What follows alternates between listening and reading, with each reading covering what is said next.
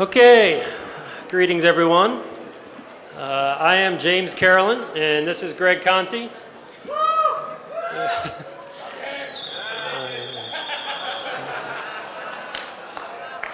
I am from US Cyber Command, and I teach at UMUC's cybersecurity program, and Greg runs the Cybersecurity Research Center up at West Point. So this is Lessons of the Kobayashi Maru. This talk is about some cheating exercises that Greg and I designed to help people understand the adversary mindset and also illustrate some security principles.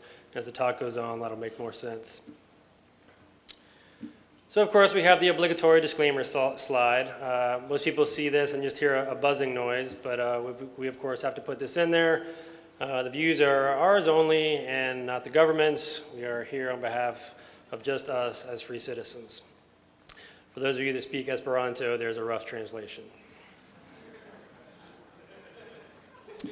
So, cheating. Growing up, everyone is ingrained in our psyche that you're not supposed to cheat. And some institutions actually carve it in stone. I wonder, Greg, do you have any idea where this one came from? I've never seen it before. It's from West Point. However, our adversaries don't think the same way. Our adversaries cheat.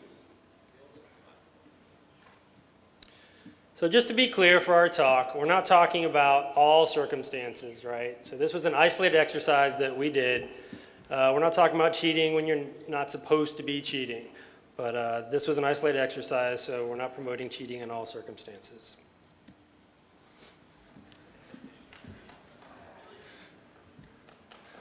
So for the two people in the audience that aren't familiar with Star Trek and the Kobayashi Maru is an exercise that occurred during Starfleet Academy training, and it was designed to be an unwinnable exercise. And then Cadet Kirk didn't like losing, so he went outside the rules of the game, and that's important, went outside the rules of the game, changed the rules, changed the program in the computer such that he could win. So he cheated. And this was part of our inspiration, as was for the Naruto fans. You may remember the Journeyman exams, where Naruto went in, the questions were impossible, and about near the end of the exam, he realized, I'm not supposed to actually know the answers, I'm supposed to cheat and not get caught. So again, part of the inspiration for this. And what this comes from is the examples you'll see are from 3 iterations of the Joint Advanced Cyber Warfare course, which James and I put together. There's been 80 students through it so far. And it's, again, the idea you get down these people from various walks of life, trying to get them who they've never thought like an adversary, like many of the people in this room are very good at, and how do you lead them down that path? So the idea of the test was to provide an unfair problem, something that they wouldn't be able to achieve through routine studying, and tell them with short notice that they have to prepare for this thing. And in our case, we told them we wanted them to cheat. And we told them the night before. But we also told them that this isn't a blanket exercise, like, oh, okay, you can cheat through the rest of the course because we did this. We wanted to avoid that. And what we chose was memorize or repeat back, regurgitate the first 100 digits of pi. And I know there's probably a couple of people in this room that have already memorized the first 100 digits of pi, but not our audience. So we're going to run through some examples of the various cheats that students came up with. Okay, and this is one of my personal favorites. We had them read Little Brother X to teach them about the importance of privacy and electronic civil liberties. And the student here created a false book cover that matched the back of the book to match font size, color, everything, and tacked it on using hairspray. So this was left on the desk, virtually indistinguishable. And we had this was of course text. They had them laying around, and you'd walk right by it. And we thought this was very, very clever.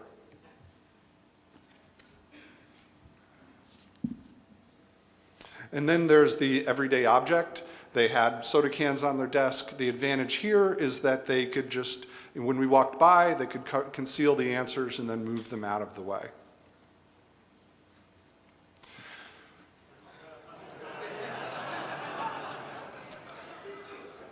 So we don't have we have many examples up here to show you, but we do not have the ceiling tile from the classified facility where this took place. And apparently the student has 20/20 vision. But at the end of the day, the evening before, the student climbed onto one of the desks, reached up to the ceiling tile and wrote the answers on the edge. And then somehow, during the exam with their 20/10 vision, were able to read the answers back the next day. And if anyone's going to take this class in the future, the answers are still there. We had the obligatory name signs on the desk. One student took it home, made up the exact match, except they printed in fine print on the back, just the answers in very light gray fonts. And this was another favorite because they basically hacked the instructors. During class, when we asked for, when they needed paper, they saw us going to the printer. So you can see where this is going. They pre-positioned the answers in the printer paper tray, asked us for a piece of paper, and we handed them the answers.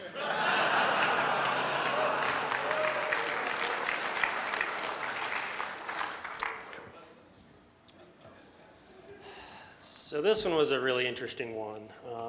We had the student in a U.S. government class that just happened to speak Mandarin Chinese and used that as an alternate form of encoding and basically wrote the answers, wrote the 100 digits of pi in Mandarin Chinese and had it out in plain view on the desk. And Greg or I, neither one of us are fluent in Mandarin Chinese and had no idea what it said. Now, this isn't the actual document that he used. This is a picture from Wikipedia, so I'm not even sure what this document says either. So another form of encoding that the students used was Morse code. So if you can see up there the dashes and dots at the top of what was actually our class schedule for this particular class, he wrote the answers in Morse code across the top. A lot of the students also had alternative forms of encoding where they wrote a story. And sometimes stories didn't make sense. They just seemed like random words, but sometimes the stories actually made sense. And they would encode the stories so that they could read it back and know which each letter or word represented to basically be able to regurgitate the digits of pi. And of course, there's the classic, the yellow Post-it note. So lots of different small pieces of paper hidden under keyboards, yellow Post-it notes, and what have you, all written very small where only the person sitting at the desk would be able to really see it. Then there's the pre-compiled answer. So we, as Greg talked about kind of with the printer, they exploited our laziness in this one. So we were too lazy to actually make up an answer sheet to give them. So we just said, take out a sheet of paper. And the students knew we were pretty lazy, so they, ahead of time, just wrote the answer down on a sheet of paper and had it buried underneath some stuff on the desk. And when it was time to submit your answers, they just wrote their name on it or whatever and turned it in.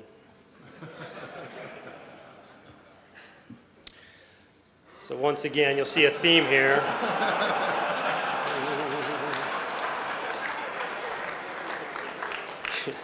You'll see a theme here of our laziness. So the students correctly assumed that we weren't going to read or check 100 digits for 40 students in each class. So they memorized the first 10, wrote those down, and then wrote 90 random digits. So we did have the students turn off their monitors. We did do that. However, one crafty student came up with the idea of having a PowerPoint, 3 slides, 2 of them were black, and 1 of them had the digits of pi. So, this was a proctored exam. So Greg and I are walking around observing the students, and we would turn one way, and we'd hear a bunch of rustling, of course, behind us. We would turn back, and they would be quiet. And so, of course, when we would turn one way, the student with the slides, we'd be able to flip to the slide. We'd turn back, he'd already flipped to the black slide looked like his monitor was off. So It was pretty funny. Again, behind us was wrestling, but in front of us were just people looking like this, contemplating the 77th digit of pi. It was pretty funny, actually. So another book we had them read was Cyber War by Clark. Some of you may have read the book. Some people like the book. Some people don't like the book. But it's good for generating discussion in our class. But one of the students took the book. I mean, of course, you can't see the live. I'm sure you can't see the hash marks in here, but you can see them on the slide. And actually just put hash marks on the edge of the pages for the book. And this one isn't encoded per se. If you actually count the hash marks, you'll see 3, 1, 4, 1, etc.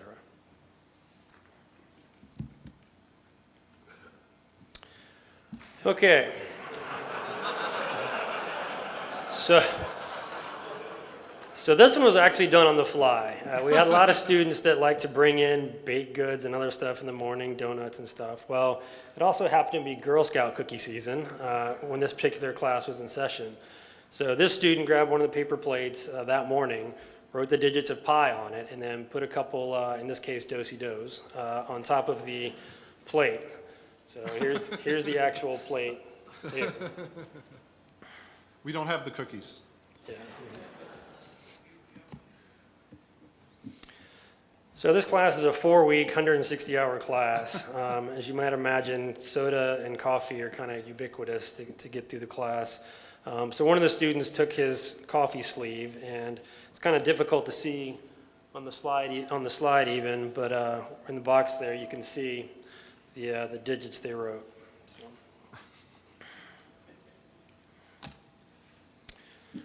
So notebook camouflage. This particular student had a notebook that looked like that. Here's the notebook.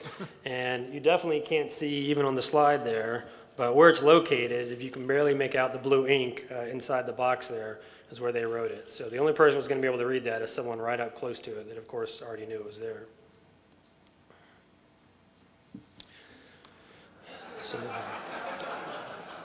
So this is one of our favorites. Exactly, that's how they get through class. Jim Christie, for those of you who know Jim Christie, currently works at the Defense Cybercrime Center, came to talk to the class, and it was before we did the exercise, and he gave out a whole bunch of swag. If you turn, well actually, probably can't read it, but if you, in the picture it was turned around, see it says DoD Cybercrime Center on the actual Roach clip. But the student on the bottom engraved, not even just the digits of pi, he encoded it and then engraved it into the bottom of the Roach clip that everyone still had on their desk. So being a good government organization, everything is barcoded for accountability. So one of the students realized that he could make fake barcodes and just replace them on the monitors and such and have the answers right in front of him the whole time.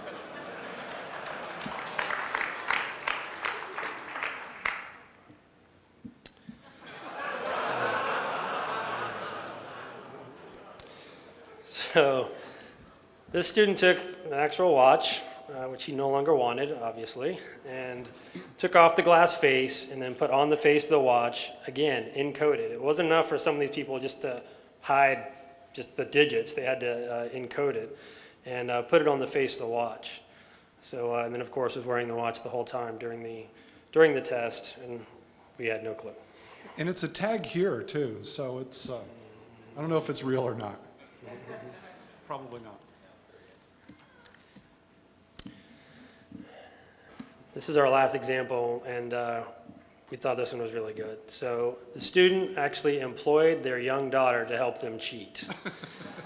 The daughter was actually quite a good artist. This is her original comic, and so she drew the comic, and then you can see what seems to be random symbols on there that, again, once again, the answer is encoded, but he basically had this comic on his desk during the whole time, which is here.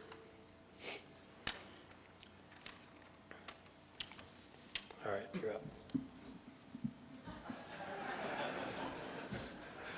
So as we were sitting through the previous talk and we learned that you can hide things in plain sight inside a Triscuit box, or inside a carbon monoxide detector. There's this amazing, very interesting overlap with what we're talking about here. We were really surprised that we had these mild-mannered people come in, but once we took the rule, took away the norms of not cheating, they were pretty good at it. And particularly the quiet little guy or gal in the back tended to be the best, like the one that would climb, the quietest person in class is the one that would write on the ceiling tiles, for example. But when we thought about it, we did a discussion afterwards about what they learned about security. And some of the things that came out, that cheaters, like adversaries, they exploit trust, both explicit trust and implicit trust. We've already pointed out several examples where they exploit laziness, again, a common failing in security. They exploit predictability and patterns. And they also knew the limits of what human perception, what you can see, the idea of blue ink on a purple background. And they also, you think about machine sensing, like the idea of antivirus systems, they just can't pick certain things up. They used everyday objects, the Triscuit box or the soda can, to hide their information. They look where no one else is looking, and many of the talks this weekend, they're the same thing. The research being presented here comes from people looking where no one else has looked. They have uncommon skill sets and they exploit them. And we haven't covered this, but several of these came from the same student. So they had a primary plan and a backup plan in case, they changed ceiling tiles in the middle of the night or something. So we've got lots of people to thank. We pitched this idea to Mudge and had a good discussion with him, and he was all over it and helped really shape this concept out. So thanks to him. I'd also like to thank our coworkers up there that have been teaching the course, and of course all the students that were involved. Finally, we'd like to thank the good folks of SHMU to give us a chance to come up here and present this work. And if you're interested, we have a short paper on it, and if you send us an email, we're happy to send you the link. It may come in handy if you live in a risk-adverse organization and you're trying to convince them that you want to do this. Maybe this paper would help. And we thought about doing this with all the plebes at West Point, and I pitched the idea and I got up a couple of layers, but they weren't quite ready to go, 1,200 students a year doing this. But we'll see maybe next year. So with that, are there any questions? Oh. The question was, how do they contact us? So, next question. Yes? Not in the session I was involved with. So, when we told them you're allowed to cheat, but you can't get caught. If you get caught, you fail. There were some really good ones where they didn't get caught. There were a couple that were not very good at cheating. We'll put it that way. But we didn't bust them. We let them go through the exercise. But they weren't very good at cheating. But 98% of the class students were. Really, the point was we would walk around trying to raise their stress level. But we weren't really trying all that hard to catch them. Any other questions? Yeah, sir. Can you guys, the research is very interesting. You don't at all the thought of the idea that in fact most people cheat most of the time. In fact, you actually gain a plate most of the time and you don't get caught. Do you have we did, I'd say, well, James, go ahead. Yeah. Yeah, so the question is, you said it was interesting research. Have we thought about the fact that really cheating goes on all the time, and the whole object is not to get caught? Is that correct? Okay. So yeah, we've kind of thought about the fact, and that's kind of the whole underlying theme is that, adversaries cheat. And, with, in the case of the U.S. government, we've got a lot of rules and things we have to follow when we're doing cyber warfare type things. And our adversaries don't necessarily follow those rules. So that was kind of the big theme in the course was that, hey, adversaries are cheating. You got to look at it that way, and we got to kind of start thinking out of the box. Okay, maybe one final question.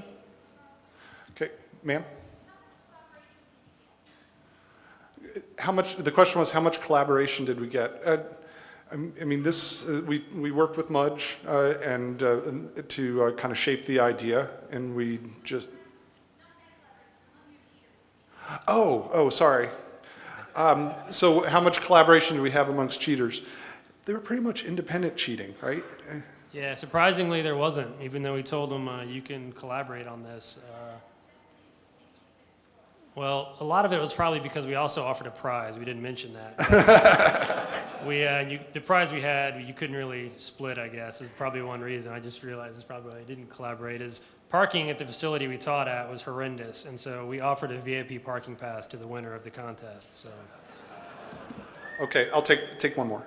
How did you judge the winner? I mean, was it Oh, quality or simplicity or? how did we judge the winner? So I would think it was a class vote, but some of the metrics were that they had a sense for elegance. If it was a good hack, they could sense that.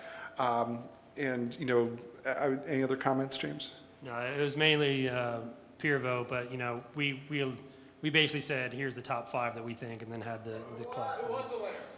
Well, we've had 3 different classes. So the one in the pilot class, the Little Brother X book cover won. Believe this last class we gave it to the watch. The watch won, and I missed that. What was that? And then I'm trying to remember who the second one was. The cartoon must have placed well too. The Right? cartoon did place well. We had runner-ups, of course, but I can't remember who it was in the second class, actually. Okay, good. So we'll be out in the back in the hallway if anybody else wants to talk some more, and we'll get out of the way for the next speaker. So thank you.